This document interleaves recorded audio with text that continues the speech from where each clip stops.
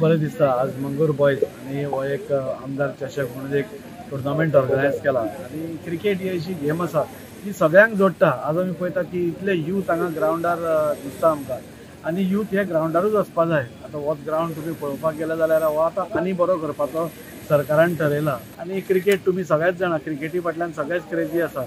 आज 11-11ची टीम आसता पूण तांकां चियर अप करपाक इतले भुरगे येता, इतले वातावरण बरें जाता.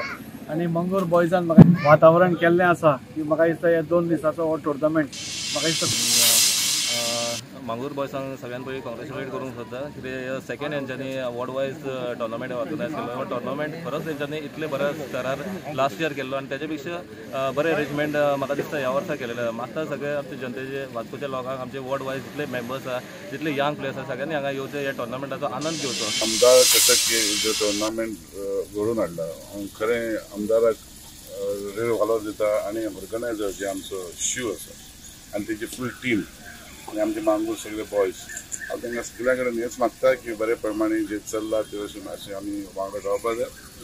आमदार आमचो वांगडा जीत आसा फाल्यां फुडें ते अशें आमच्या मांगूर बॉयज जावं वास्कोकारांक लागून फुडेकार तेमी घेवपा जाय. स्पोर्ट्सान चड पार्टिसिपेट करपा कशें हांव मागता.